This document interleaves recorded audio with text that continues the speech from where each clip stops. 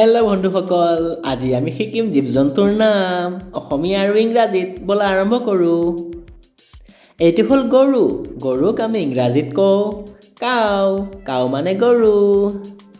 এইটো চোৱা, গৰু গৰু।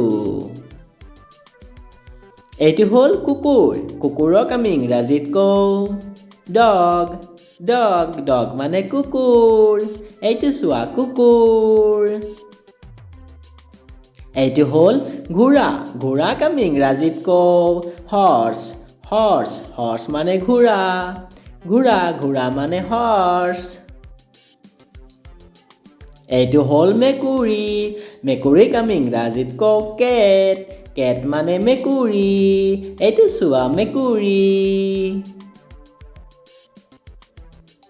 এইটো হ'ল মহ। মহক আমি ইংৰাজীত কওঁ বাফেলো। বাফেলো বাফেলো মানে মহ। এইটো চোৱা, মহ। মহ মানে বাফেলো। এইটো চোৱা, ছাগলী। ছাগলীক আমি ইংৰাজীত কওঁ গট। গট গট মানে ছাগলী। এইটো চোৱা, ছাগলী।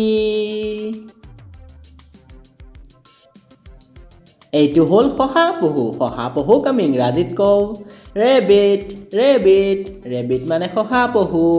এইটো চোৱা, বগা ৰেবিট। ৰেবিট মানে শহাপহু।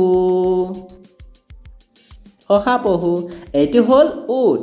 উটক আমি ইংৰাজীত কওঁ কেমেল। কেমেল কেমেল মানে উট। এইটো চোৱা, উট। উট মানে কেমেল। এইটো হ'ল ভালুক। ভালুকক আমি ইংৰাজীত কওঁ বিয়েৰ। বিয়েৰ বিয়েৰ মানে ভালুক। এইটো চোৱা, ভালুক। ভালুক। এইটো চোৱা, গাধ। গাধক আমি ইংৰাজীত কওঁ ডংকি। ডংকি ডংকি মানে গাধ। এইটো চোৱা, গাধ। গাধই ঘাঁহ খাই আছে। লাইক, ছাবস্ক্ৰাইব কৰি দিব।